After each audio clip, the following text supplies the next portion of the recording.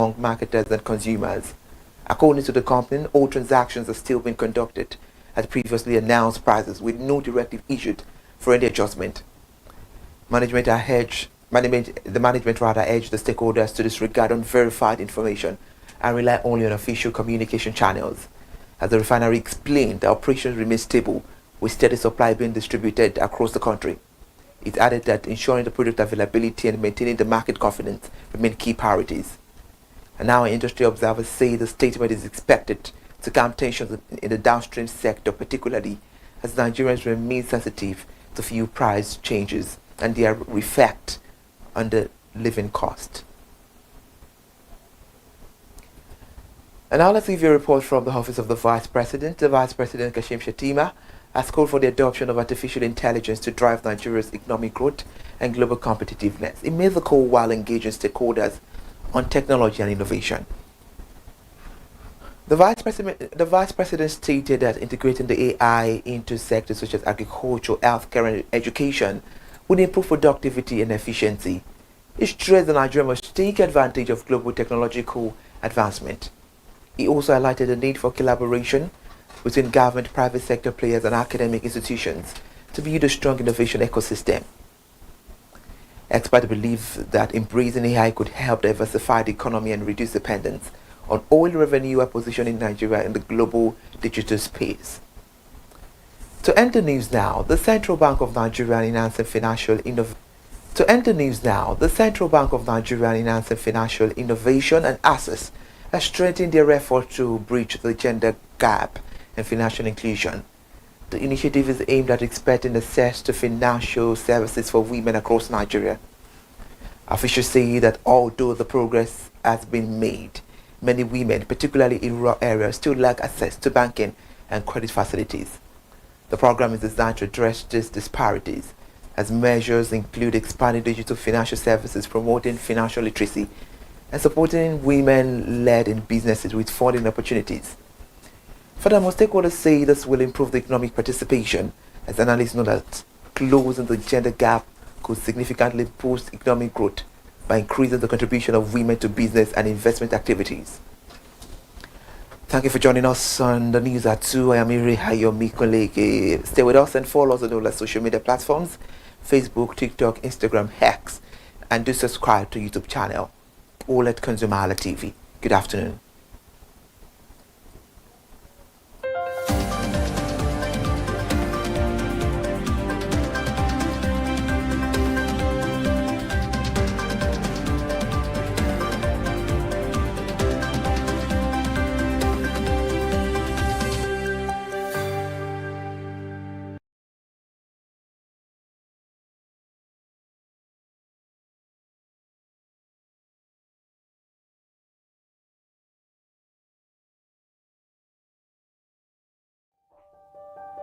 Hey there, do you know in the world today, everyone is a consumer, and as consumers, we all have the right to be heard.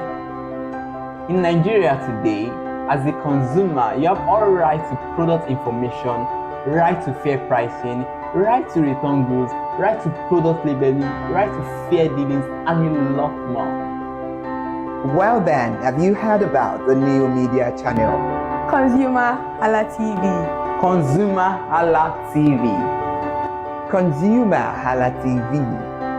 At ConsumerHallaTV, our goal is to inform and educate consumers in Nigeria with insightful news alongside development within the fast-paced world of consumers through well-researched, specialized, and analytical content.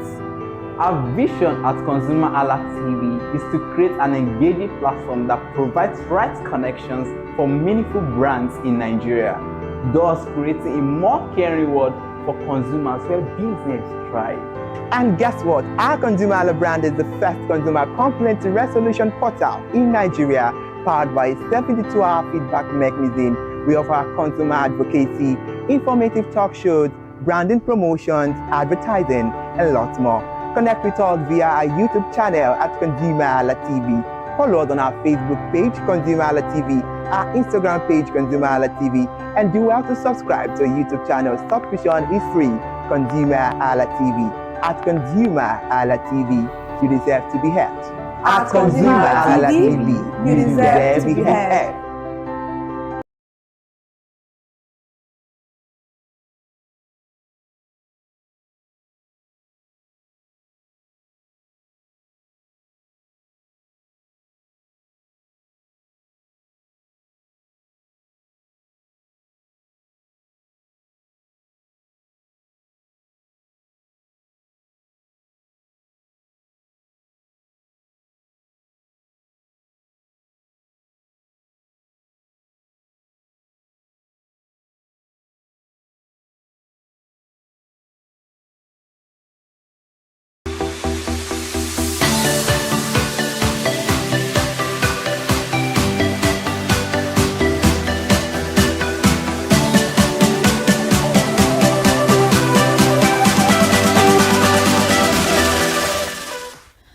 Hello and thank you for joining us today in this episode of Healthy Living on ConsumerHallaTV.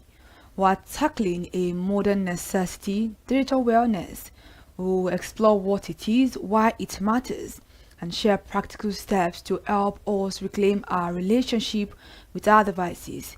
Today's session is going to be very interactive, so let's dive right in. Iramofe, how do we define this particular issue that we are currently facing as an individual in the society? Oh, thank you very much, Kikelomo, for that, because it's a very great question, and we just have to simply put, because digital awareness is a state of being old. Understand? It is that state whereby we know that yes, technology supports our awareness, but at the same time, we should not undermine that it has a lot to do with our physical and mental health. So it is not just being intentional. We just have to ensure that we mustn't let our devices control our attention, and the same way it's increased stress if we allow that, and it leads to poorer sleep. So when we use it correctly, that is our devices, our tools, then it connects us to our loved ones, and that way we can learn. So it's all about maximizing the benefits, and at the same time we minimize the harms, because it comes with benefits and also the harms. I totally agree with you, but let's be honest, when was the last time you as an individual woke up without reaching for your phone first? I think I fall victim of this. even me. Except for the first thing you have to do is just reach up to your phone, and I think this morning I did it, and those things we don't understand how it can impact our life. Normally for the past 2 weeks I've not really been reaching for my phone, but today I reached out for my phone, and I think I spent like 20 minutes just surfing the internet, seeing what was not my business, and that causes lateness sometimes where you're going to, because I woke up around 5 o'clock and I was out of my bed around 6:10, because when you just wake up, you need your brain to refresh. You need to understand that this is a time for me to reprocess and get myself into the day. And I would want to ask you a question, because you said for like 2 weeks you didn't touch your phone, and now you woke up this morning, you grab your cell phone. So I want to ask, what was the difference for you when you didn't touch and when you woke up this morning? Okay, let me share this embarrassing thing with you guys. Like, I think for the past 2-3 weeks, my coming to work, you as somebody, you can attest to that. So it's just a practical example now. You can judge my coming to work from 3 weeks ago compared to like the last few months. It has greatly improved. I think I've been coming to work like an hour or 2 hours earlier than the way I used to resume work. So it is very different when I started this particular. I'm like, okay, I won't reach for my phone anymore, because naturally I'm early riser. I wake up very early. Even if I go to bed very late, I just find myself waking up very early, and considering the fact that we just concluded our fasting, my body system is still used to waking up really early, but I wake up most times 5 o'clock, 5:30, and from my house to my workplace it's just 20 something minutes. There's no traffic because it's that early. But the thing is that I woke up 5 o'clock, I press my phone until 7 o'clock. Like I am on my phone surfing the internet, reading doing all sort of things. I get to the fact 7 o'clock, before I bathe, before I do everything, it's already 7:40. So me coming to work for 8 o'clock, I wouldn't meet my work sometimes. And considering the fact that there's also a long queue where I do board my bus, transportation. So there's a long queue as at that time I am getting the bus stop. But when I get to the bus stop around 5 o'clock, around 5:30, there is no queue. In fact, I'm even still begging passengers to say, let's go, let me come and enter, let's go. Those are the things that happens. So but today I noticed that when I went out of the house, it was already bright. Normally I go out of the house when it's already dark. I get to work sometimes 6:30, 6:20 something. Today I got to work I think 6:50 something. It's always like that. So I saw the difference, and I'm going to go back to not reaching out for my phone. If I'm awake, I just stay on my bed for 5 minutes, try to get myself. It's very, very important that when you're awake, you don't just stand up like that. You let your body process themselves at that sleeping mode, and then you wake up, do whatever. Even if I'm cooking, remember, even if I cook early in the morning, it doesn't still affect me coming to work early because I woke up at the appropriate time. You've just explained digital awareness. Exactly. In summary. So while technology is innovative, the constant reactive checking of notification fragments our attention. It increases our cognitive load and keeps us in a state of high alert before we even have the time to drink our tea, to eat our food. It is very, very important that pressing your phone, reaching out for your devices, laptop, desktop is not the best way to start your mornings. Absolutely, I agree. And just like the guy that was displayed on the screen, it doesn't stop in the morning because we fall into dumb scrolling, and that is the endless loop of negative news that leaves us feeling anxious and helpless. How we lose hours of time and our mood declines without us even realizing why. Absolutely. And this is the first thing we see in the morning and the last thing we see at night. That blue light impairs our sleep quality and keeps the mind racing when it should be resting. It's the cycle of nighttime rumination. Interesting. So we just have to check and check and check. So we are also, every one of us, we are all guilty of digital multitasking. We switch between tabs and apps, and that feels like being busy, but in the actual sense, it leads to higher error rates and lower productivity. You are working harder but feeling less. It's so funny because I'm thinking about myself. I think I'm somebody that surfed the internet so much. You know me now. Oh, any news that you want in the world, reach out to me. Reach out to me. I know every latest detail. I know everything. In fact, my friends called me, most time. Even my friend, he calls me like, Kiki, have you seen this? Oh, in fact, I call you. Yeah. Weekends, I was like, have you seen this? It's just the excitement, but you're actually being very less productive. So having to be doing something meaningful, you are doing something that is less productive and is not actually giving anything meaningful to your life. And it's almost becoming a new form of addiction. People now use binge watching or social media to avoid processing their actual emotions. It is a digital distraction from reality that can deepen low moods. Very, very important. Most people now switch away from alcohol and say, oh, let me just binge watch, and that's why we get obesity. People eat popcorn, drink gallons, liters of soft drink on their couch, laying down, and start binge watching things. And in fact, people now make the word binge watching like a normal, a positive thing. Yeah, it could be positive because you can learn a lot of things, but when it's becoming too incessant, it is something that it can affect us negatively. All right, so let me say that without boundaries, your work life bleeds into home life. I mean, when you're meant to work, you are doing something else, and if you are checking emails at 10 p.m., you aren't recovering, and that is a direct path to burnout. Then there is the comparison trap. Young people especially are comparing their real lives to the highlight reels on social media. This fuels envy and dissatisfaction. We need to talk about this. This is a very, very important conversation that we need to have as an individual in the society right now, because a lot of people tend to compare what they see on social media with actual reality, and this has been something that has caused chaos in the lives of a lot of young people. Yeah, absolutely. And I think most of us, we are all guilty of that. You see your friends who are more successful in quote, and you begin to gauge everything, you weigh it by what you see on social media. And not to even forget that sometimes we get misinformed from mothers' WhatsApp broadcasts to unverified Facebook feeds. The digital space can really social trust and spike anxiety. You see that mother's WhatsApp group? My mommy will send me a group message, broadcast of somebody turning into lion. Adoni, don't go here. No, if you see them entering this car, like unnecessary panic. Misinformation. Oh my God. I think there's one they call Phoenix. Phoenix is on Android. you get messages. I'm Yeah, like, where a are you even lot. getting? A I saw lot. one woman. I think, oh God, I just meet a lot of people. I was going home on Friday. I saw a lady, a young, like she's in her mid 30s, late 30s thereabout. So I saw her. She was watching. She was looking at a video of Sonia Uche carrying a baby, talking Oh. about how Sonia Uche as a child, blah, blah, blah. And she was so invested in it. She was like, this girl don't born. I'm like, Can I you wanted imagine? to say, this is, but I said, you know what?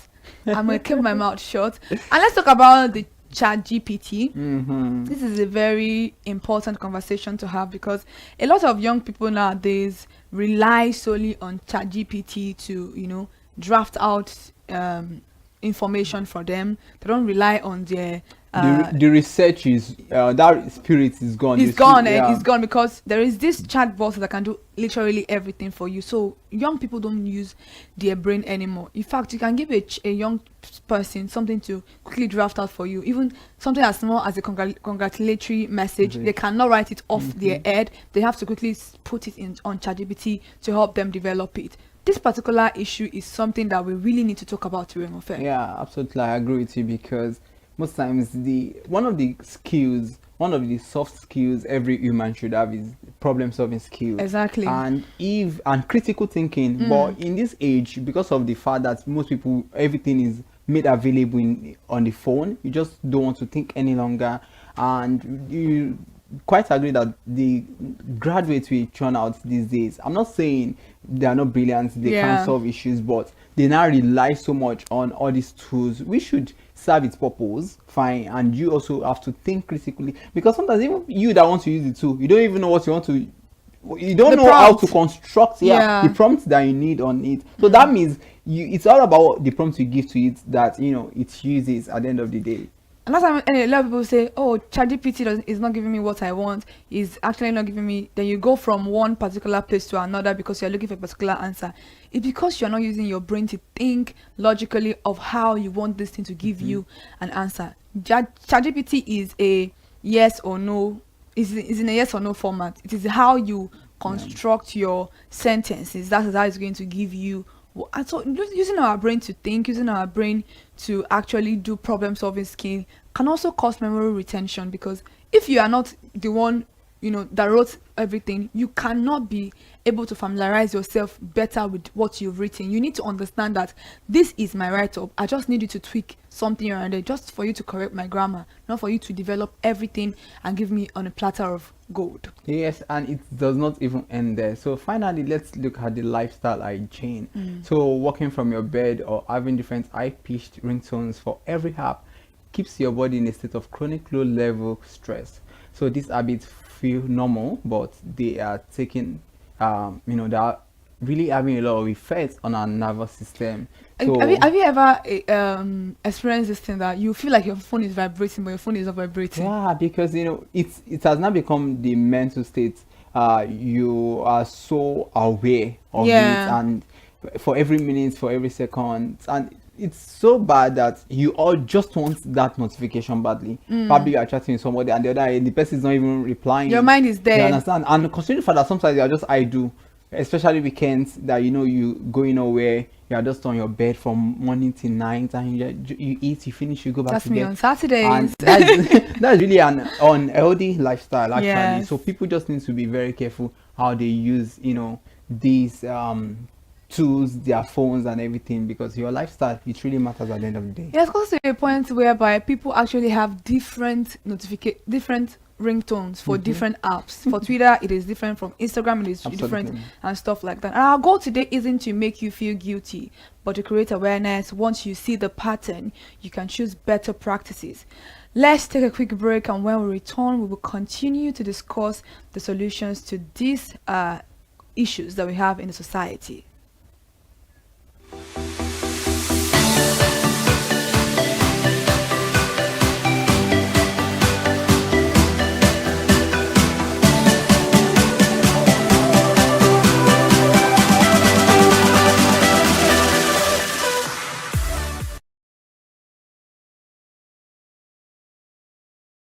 Hi people, my name is Mo Fakorede and I am a filmmaker and a film director, and you're watching ConsumerHalla TV. ConsumerHalla TV is everything consumer advocacy, consumer rights, everything that has to do with consumers. On this TV, you'll watch, you'll learn, you'll be educated, and you'll be entertained. Keep watching ConsumerHalla TV. My name is Olubukola Ozone, a photographer and a social media enthusiast. You're watching ConsumerHalla TV. It's a consumer advocacy TV. If you have a problem, anything, any consumer related problem, just holla at them, just like their name implies, and they're going to get it sorted for you. Keep watching, stay tuned. Thank you very much. Hi guys, my name is Joba Jalabi. I'm a marketing communications professional. I currently lead marketing at Flash Change, a fintech startup. Keep watching ConsumerHalla TV, a consumer advocacy channel. Hello, my name is Sharon Rotimi. I'm an actor and I am on ConsumerHalla TV. Now, ConsumerHalla TV is a consumer advocacy channel. So if you have any issues, consumer related issues with brands,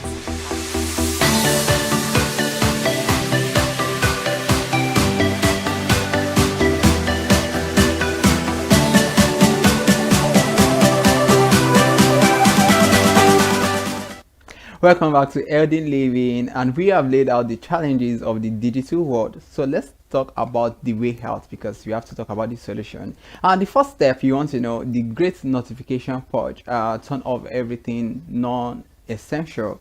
If it is not an emergency call or a critical work alert, it doesn't need to beep at you.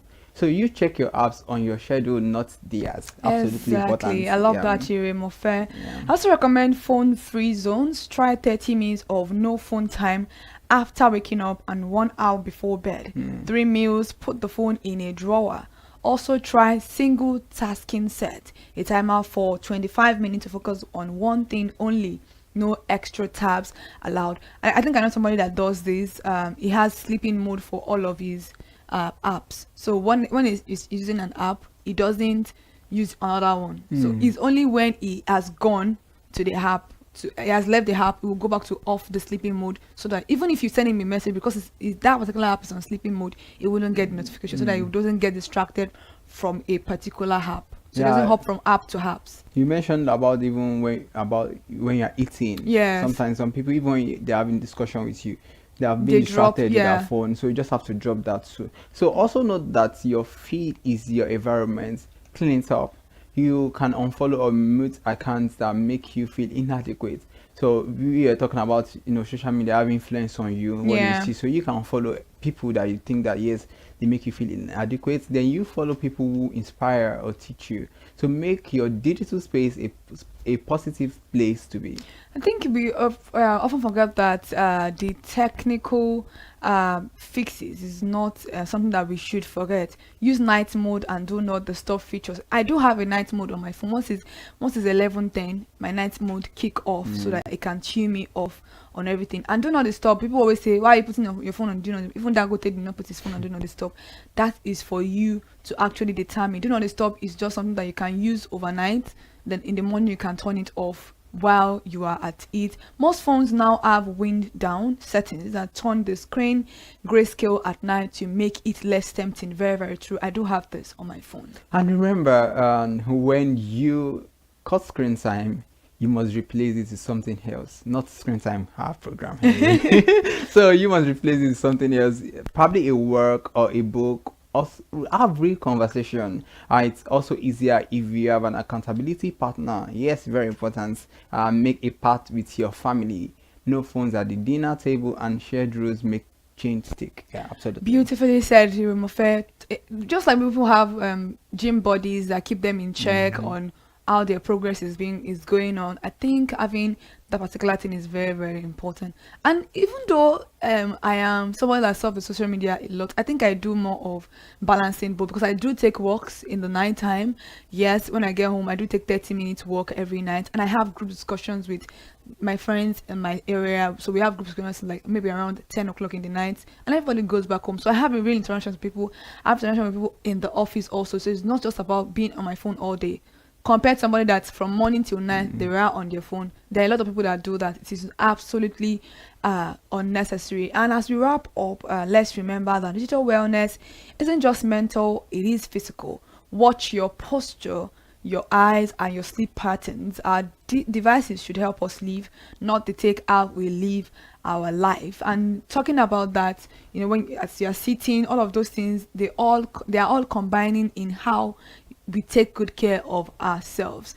People would always say, my mental health, you're disturbing my mental health. You are also a great cause of what is affecting your mental health. But because you don't understand that, I hope that this particular conversation make us understand this. Yeah, absolutely. Thank you very much for that impact. And if you've not taken anything away from this discussion today, remember what Kike just said right now. So small repeatable wins add up. So pick one habit to change this week and see how you feel. Like I asked you earlier, how you felt at the end of the this day. morning I really felt bad because I'm like, oh wow, I went back to my habit. And it's very, very understandable to go back to your habits. The thing is, the real solution there is for you to pick up yourself and say, okay, I'm not going to go back to this thing tomorrow. I will do better for myself. And that is the decision I have taken, this because I knew that it took at least 20 minutes off my time. Thank you so much for joining us in the studio today to catch us on this episode again for Elder Living on ConsumerHalla TV. Follow us across all our social media platforms: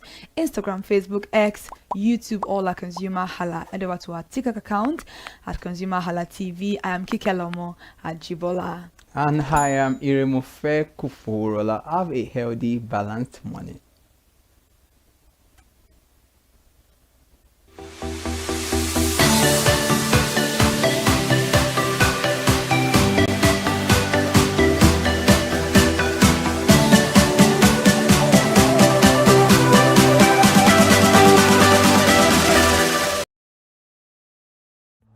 My name is Tunde Olufowora.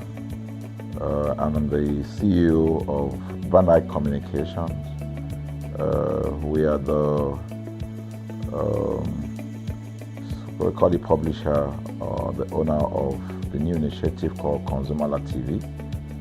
ConsumerHalla TV is actually Nigeria's first consumer-centered, or call it consumer-centric television platform that aims to bring voice to the over 220 million Nigerians. It was a vision that came to my heart about 10 years ago.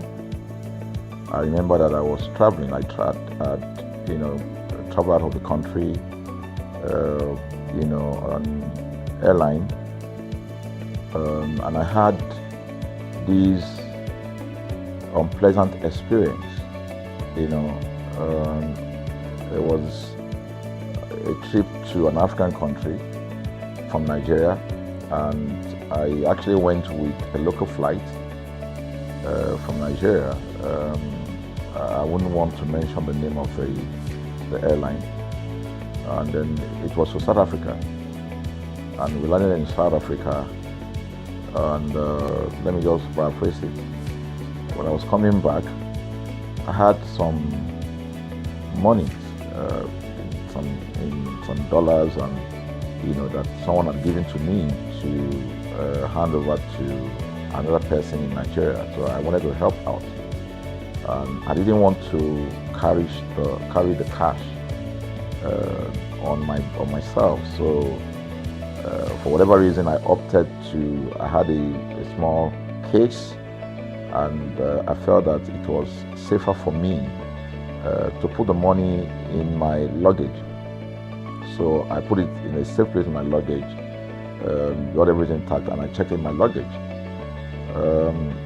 My arrival in Nigeria, I was standing and was waiting by the carousel just so that I could pick up my luggage, and then I was there for 1 hour and waiting for my luggage. I didn't know that my luggage already arrived, and it was one of the luggage that was moving around on the carousel. So after about 1 hour wait, I looked to my left and my right. Almost everybody had gone. I think there were just about 2 or 3 left. So I beckoned on the woman that was on my side, and I noticed she was really in tears. Madam, what happened? She said, her bag has just been torn and a lot of things stolen. So I said, well, I've also been waiting for my own. She said, you better go and check those, those luggages there. Maybe yours is one of them. And lo and behold, I went around there. Mine was one of them. By the time I got it, everything inside my luggage was gone. All the valuable things there were gone. To cut the long story short, we felt there was need for us to report the case, at least to the airline. It was in the night, about 8 o'clock or 9 o'clock. We went in to go and see the officer that was in charge. As soon as we got in there, the officer said, oh, so sorry, but you will have to go to our head office in somewhere in Victoria Island, to lodge a complaint.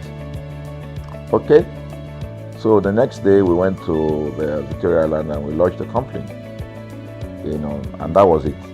And since that day, I'm talking a story of over 10 years ago, I didn't get a call, not even a call from that airline to talk to me about what happened to my luggage. Now, about a month after that trip, I had another opportunity to travel out of the country. This time around it was to the US, and it was an official assignment. And I flew on, I will mention the airline this time around. I flew on a BA. I really didn't like BA. I usually go with Virgin Atlantic and things like that. But my protocol officer convinced me and said, okay, you will love BA. Why don't you go on BA? Anyway, so I went on BA to US. And of course, on our return from US to Nigeria, we had to do, of course, there'll be like a connecting flight, from Heathrow. So we got into London Heathrow, and then because it was through Heathrow that we went, and then so they changed since it was BA, they changed the aircraft this time around to a bigger one. I mean, clearly because there were more Nigerians, or more people that were planning to come to Nigeria, and then we boarded.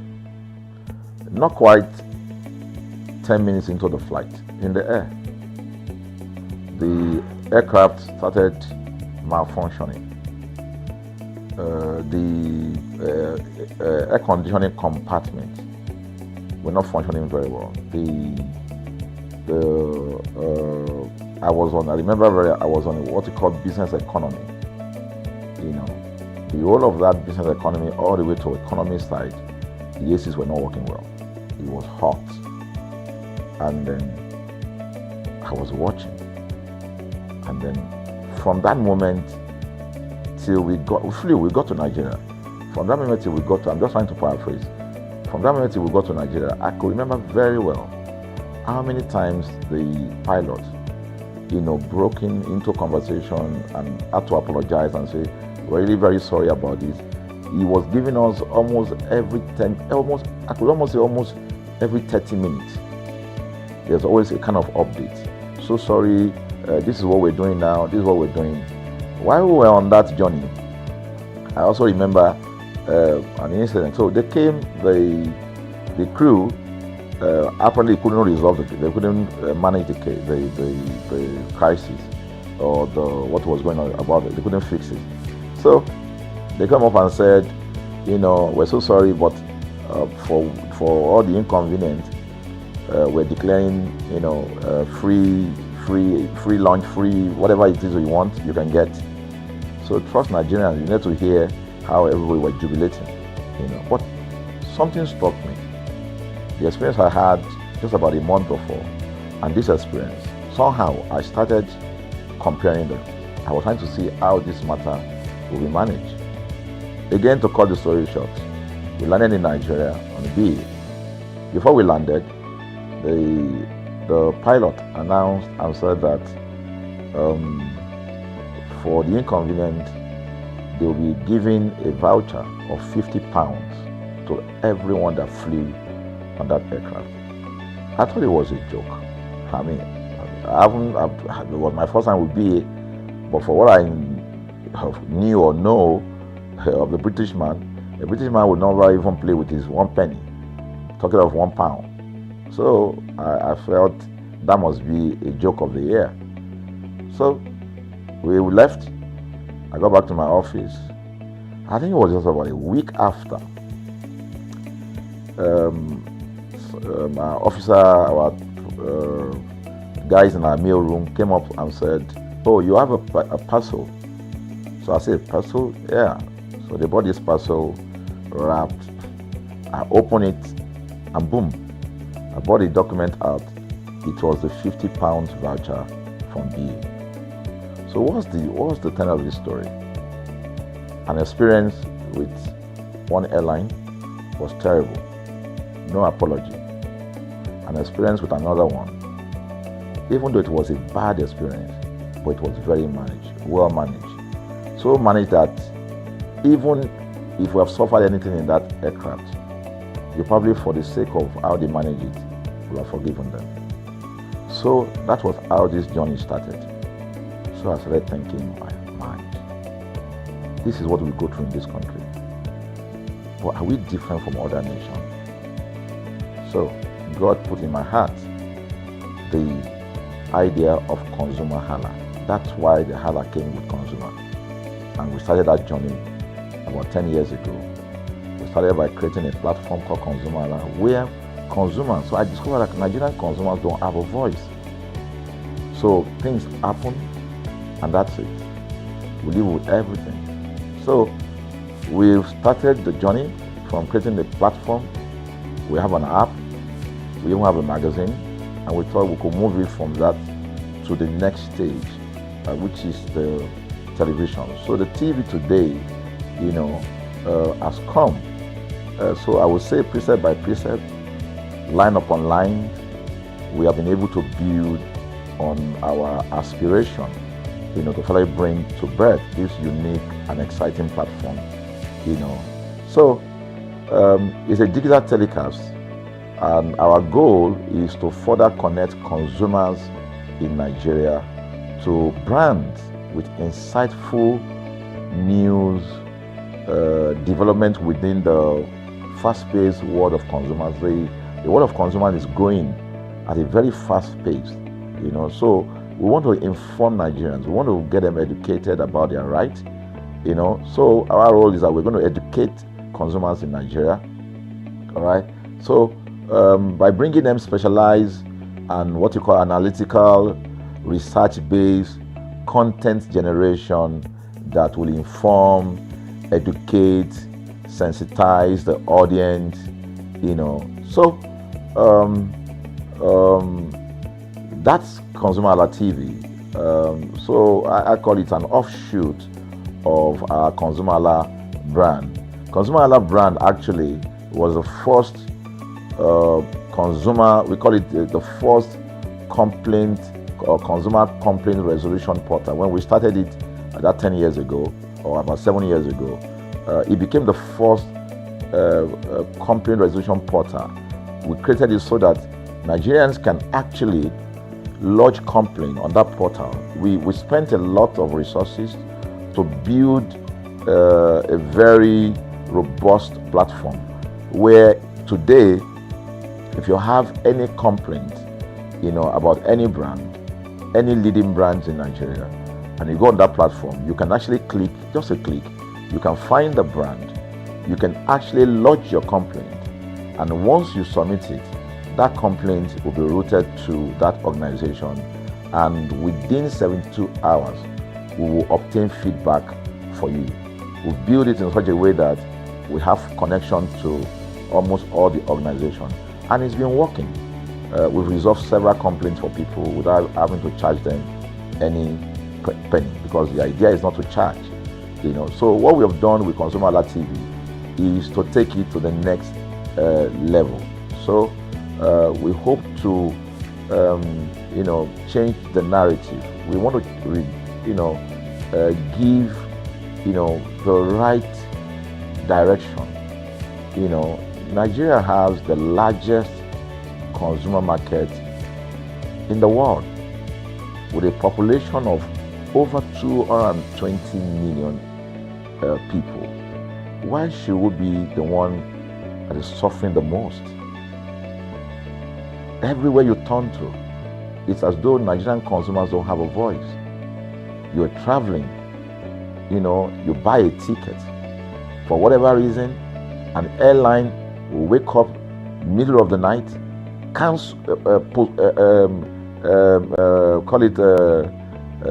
delay the flight for whatever reason, and then you'll be waiting at the airport for hours. You'll be there for 2 hours, 3 hours, no any explanation. Then while you're there, they can even wake up and say, oh, flight has been cancelled. So everybody carry their luggage and go home. Nothing happened. Of course, things are changing. We must commend government because government is beginning to wake up, but there's still a lot to be done. And we believe that we can help to make, bring about those right changes. So we offer deliberately, part of what we do is that we also offer advocacy, all right?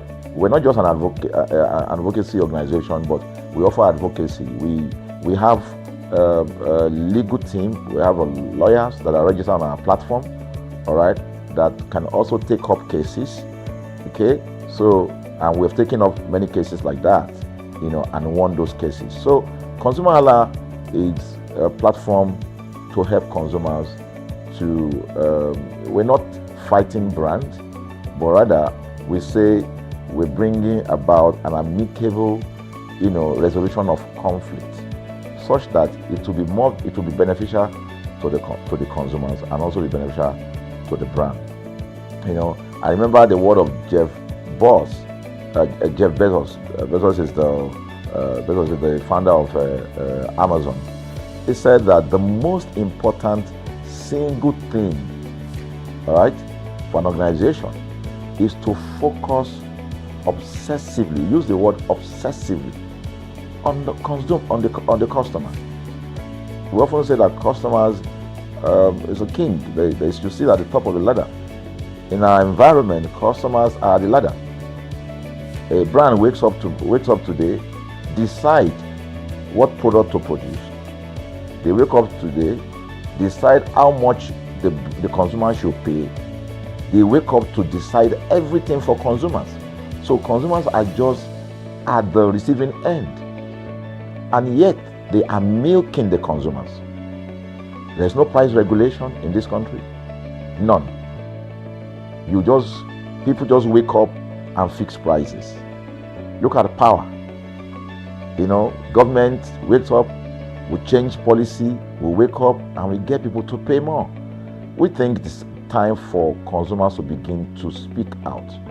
In speaking out, in engaging, we can get the brand to begin to do what is right. And of course, I know that the consumers themselves need to be educated. So our role, our vision also is to ensure that we educate consumers, we bring awareness. A lot of Nigerian consumers don't even know about their rights. You buy a product from a supermarket. I've had this experience. You buy a product from a supermarket, all right? For whatever reason, you take that product back to your house, and maybe something went wrong somewhere. By the time you take that product back to the shop where you bought it from, and you say, Oga, this thing, you know what's going to tell you? Oga, na me make am. Na me make am now. That's why I buy am. Meaning that there's nothing I can do to the product. So you lose the product, then you lose your money, because the money is not refunded. The product you can't use. Only in Nigeria. Only in Nigeria. Let me give you another experience I had. In the course of this, because I went around, in doing this. I was in US, I was in UK, I was in South Africa, I was in Germany, just because of this, to just study the environment. I was in a friend's house in UK, in London, and then what happened? We were going to go out, and he was going to dress up. So he said, oh, to me, I was seated in the sitting room. So he said, oh, wait a minute, I picked up an iron, that's the pressing iron, 2 days ago or so from a store. let me try this. Let me just stand, use that to iron my shirt, and we can go out. So I was seated. The TV was on. I was watching. While I watched him, he brought out the pressing board, spread it out, brought the iron out in my presence, plugged in the iron, and then as soon as he switched on the power button, we just had a spark. Boom! The guy was raged. Then he goes, "What?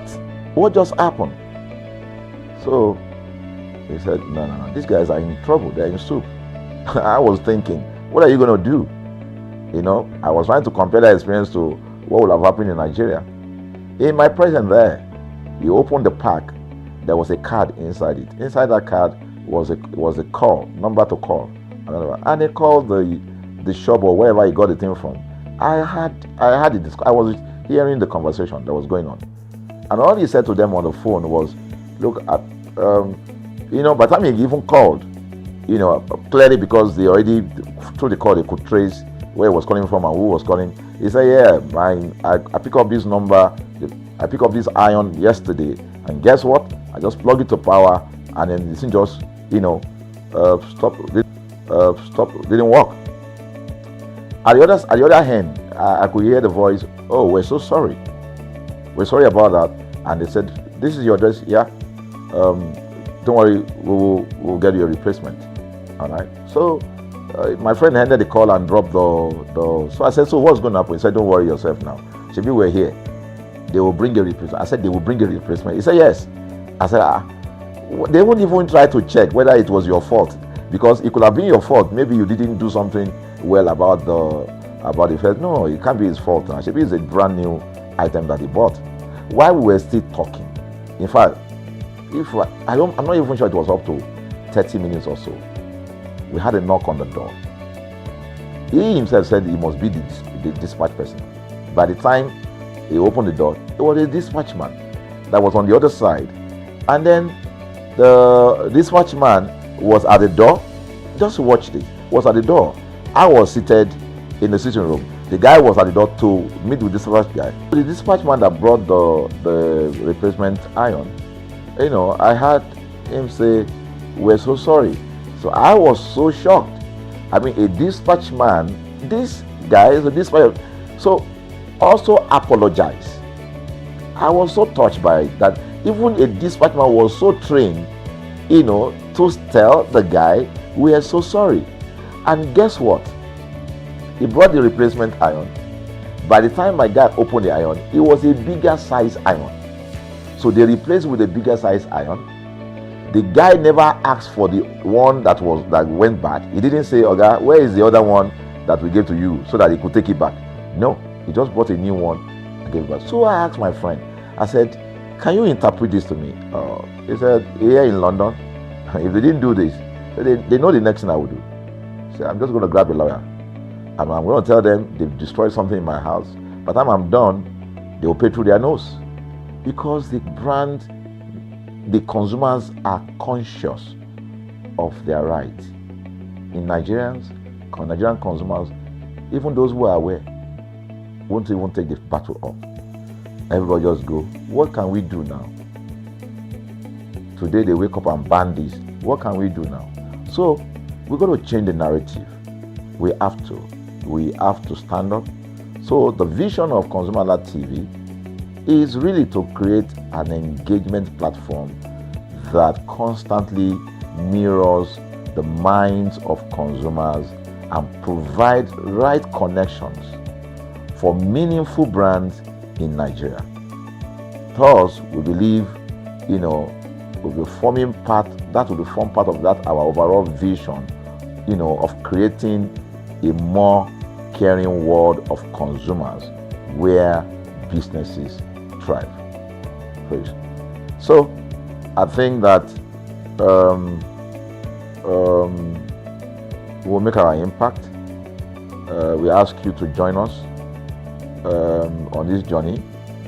ConsumerHallaTV will drive engagement. It will also be there to help to promote brands that are doing what is right. So we're not out to criticize any brand. Rather, we have to complement what the brands are doing, because there is no organization that or a business that was set up to fail. Nobody set up a business to fail. So there are just gaps that need to be fixed. So together we can fix things, and together we believe that we will create the right story for consumers in Nigeria. Thank you very much.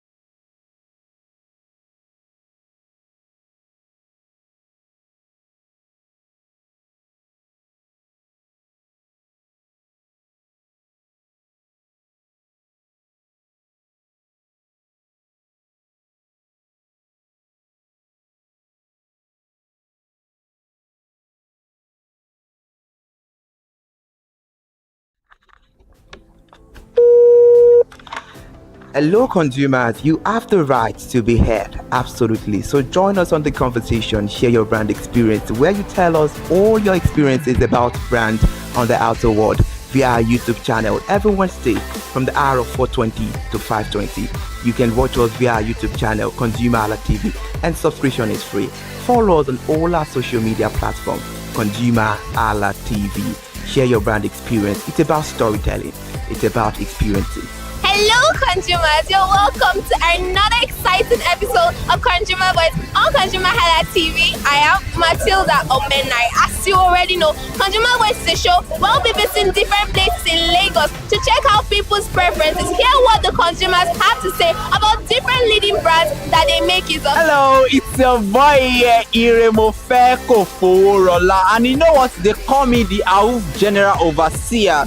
Every day is a blessing and it is meant to be enjoyed maximally with AWUF packages that put a smile on our faces. And guess what? That is why this show AWUF is for you. You can get to know about trendy market slashes, promos, offers and juicy deals that put a smile on your faces, and you can always enjoy them maximally. And you know one thing that is so interesting about this show? It is a blend of English and Pidgin. As I dey run you English, now I go dey marry am with Pidgin, make am spicy. So catch me every time on the show to enjoy more about trendy AWUF packages. Peace. Public service announcement. Hello consumers, I am Kikelomo Ajibola and welcome to the Scam Alert segment on ConsumerHalla TV. Scam Alert educates viewers about various scams affecting consumers. We learn tips on how to identify fraudulent activities and provide advice on protecting our personal information. We aim to raise awareness and empower viewers to avoid falling victim to scams. We cover various topics such as phishing, identity theft, fraudulent investment schemes, and many more. You want to catch up on how these scammers invade our lives? Join us every Tuesday by 12:30 p.m. for Scam Alert on our YouTube channel at ConsumerHalla TV. Subscription is absolutely free. And in case you're not following us across all our social media platforms, follow us on Instagram, Facebook, X, TikTok at ConsumerHalla TV. Don't say I didn't do anything for you this 2025. Bye. Welcome to In the Marketplace. We are taking you on a journey behind the scene of Nigeria's most vibrant market, from the sight and sound of the market to the stories of the people who makes it thrive. We will be sharing the untold stories that brings this market to life. Join us as we explore the history, challenges, and triumphs of the market vendors. We will dive into the daily lives of the people who call markets home and uncover the secret that makes this market special. You will get to see the passion, energy, and dedication that goes into making this market success. Tune in to the In the Marketplace on ConsumerHalla TV on Thursday by 11 a.m. to experience the sight and sound. Don't forget to follow us on all our social media and on ConsumerHalla TV. I am Elizabeth Abefe. Hello fellow consumers, are you looking for a program where we give analysis about brands and a program where we project the voice of the consumer? Join my team and I on Consumer Analytics and Resolution Box by calling on the program to get your issues resolved. And in case you are wondering where Consumer Analytics and Resolution Box will be showing, please join us on our YouTube channel at ConsumerHalla TV. Subscription is free by 2 p.m. to 4 o'clock p.m. every Mondays and Wednesdays. Consumer Analytics and Resolution Box will be airing and will be here to provide you any information on brands and also issues that you have pending for us to resolve. Also follow us across all our other social media platforms, Instagram, Facebook, X, TikTok at ConsumerHalla TV. And that is why at ConsumerHalla TV, you deserve to be heard. Hi everyone, I am Iri Ayomikunle Eke. Join me live on Perspective every Mondays to Friday from the hour of 9 to 10, where we have meaningful and engaging conversations about all the burning and pressing issues making the round. Issues related to our economy and consumers. It's conversing, it's relatable, it's beyond interview. We have expert analysts who gives updated analysis about all aspects of a conversation. Join the moving train by subscribing to our YouTube channel, ConsumerHalla TV, and do well to follow us on all our social media platforms, ConsumerHalla TV. Stay informed. Thank you. I am Matilda Omenai. As you already know, Market Today is the show where we visit different markets across Nigeria, Lagos, to check out the prices of different things, ranging from household items to foodstuffs to cosmetics, electronics, every other thing. In a world of hustle and bustle, entertainment keeps us alive, and that is why at ConsumerHalla TV, we ensure you enjoy all around 360-degree entertainment program. Screen Time is the show for you, where you enjoy top 5 countdown, celebrity of the week, exclusive interview, and other segments. Don't mind him, he's just a jealous person. Oh, His new movie release, update, and screen time. I'm going to enjoy myself because this is my favorite time on the program. I get to recommend good movie for you, and I'm also waiting for you to recommend movies to me also in the comment section. Screen time is not just all about entertainment, it is relaxing and also educational. So that is why we are bringing to you Screen Time on ConsumerHallaTV. And in case you're wondering where to join us every Mondays by 5 o'clock p.m. at ConsumerHallaTV on our YouTube channel. Subscription is very, very free. And in case you have not followed us across all our social media platforms, please do so. We are begging you, on Instagram, Facebook, Twitter, and also TikTok at ConsumerHallaTV. What are you waiting for? Click on that follow and subscribe right now. And from the I to the R to the E to the M to the F to the E, my name is Iremofe Koforola, the man always clothed in wealth and strength. And I am Kikelomo Ajibola. Toodles!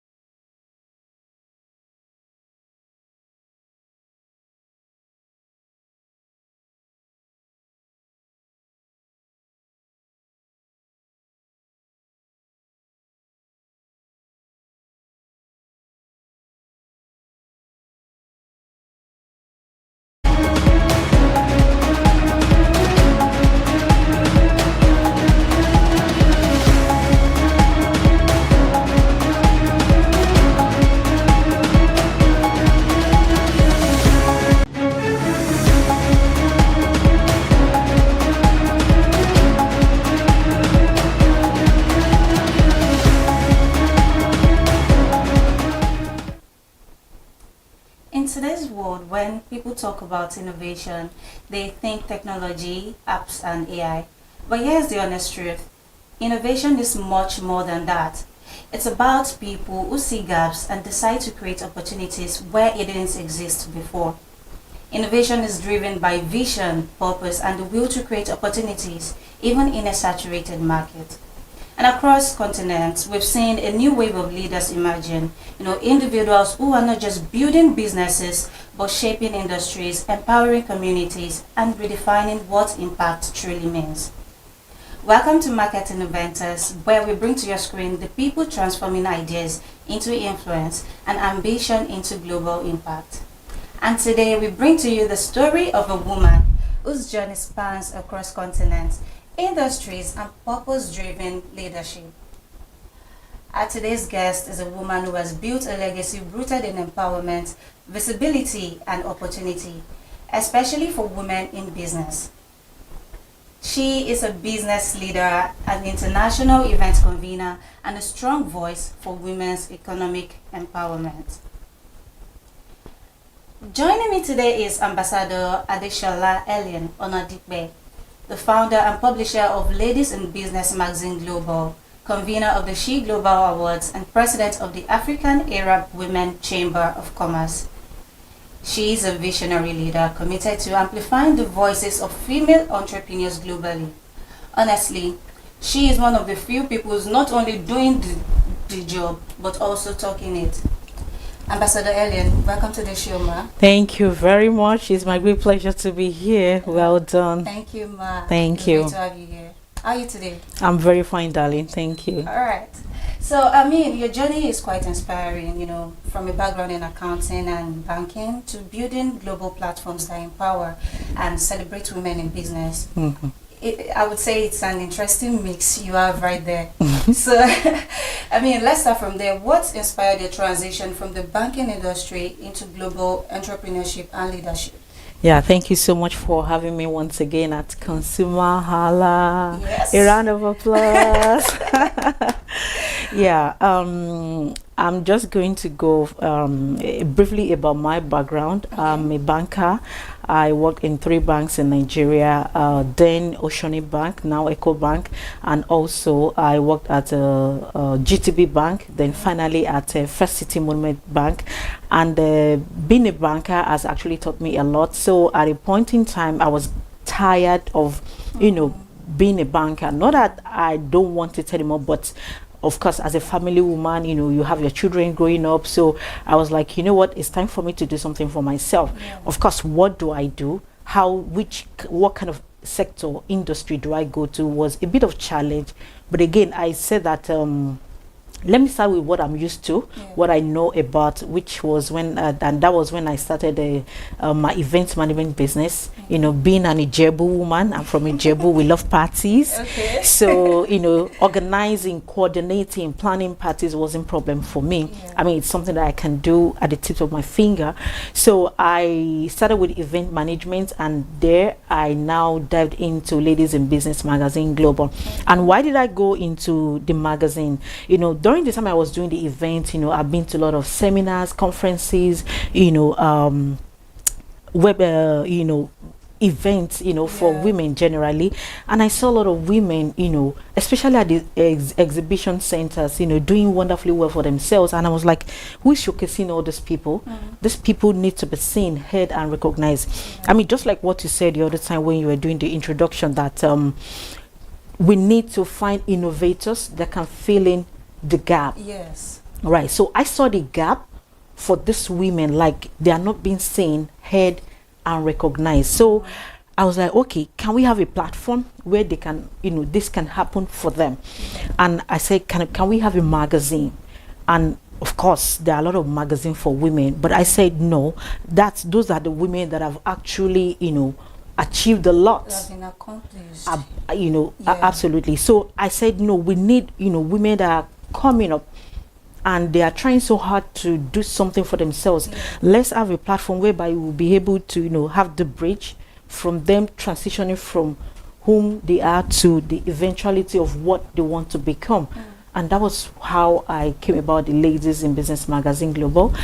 And then when I started it, it was, you know, like it was a big deal, because it's like people have been waiting for it, and it's like, you know, they can never find themselves to be on a cover of a magazine. And it's like it's only when you have money, or you're a politician's wife, or you're a pastor, or you're a minister, or you're a big woman, that is when people can actually, you know, showcase you. And I said, no, it shouldn't be, because really, my dear, what is success to you may be different from what is success to me. You understand? And success can be in different forms. And at every particular point in our lives, we have actually been successful. Unfortunately, we don't celebrate that. So I said, you know what? Let's have this Ladies in Business magazine to use this media to appreciate the unsung heroes, the unknown faces of women doing excellently well for themselves. And that is how. That's a very nice concept. Thank you. You know, you mentioned that success is subjective. You know, what is successful to you absolutely will not necessarily mean the same thing to me. Yes. And you also mentioned that the basis for the magazine is about giving recognition to women who are just coming up. Absolutely. So, you know, going from that angle, let's talk about visibility. Right. Why is visibility such a big deal for female entrepreneurs, especially in emerging markets? Absolutely, it is a big deal. Unfortunately, that is the battle we have to battle with as a woman. You know, it's a global thing, actually. So women have been seen trying to, you know, thrive, to, you know, come out, hey, I'm here. Even though we're doing so much, the recognition is not there, even especially in politics. I would say that visibility is a huge thing that women in business, ladies, you know, female entrepreneurs need to really, you know, find a way to create and enter into, because if you're not visible, no matter how, you know, experienced you are very skillful, or you're very good at what you do, visibility, especially now we have social media. I mean, social media is a must-have for everyone. So you just need to, you know, find the one that is good for you. Maybe the LinkedIn is good for you, maybe this Instagram, or, you know, whichever one, but you must be present. And your presence is something that, you know, would definitely give you your own voice. Recognition. Yes. Okay, you know, talking about the recognition, the visibility, you mentioned being on social media is part of the ecosystem. Absolutely. So which social media do you prioritize for the magazine? Okay, for the magazine, I would say Instagram. Okay. Then LinkedIn. Okay. Then I don't know if I can say Facebook. Facebook, yeah. Actually, yeah, Facebook, and of course our WhatsApp platform. Yeah. Okay. So, but majorly Instagram.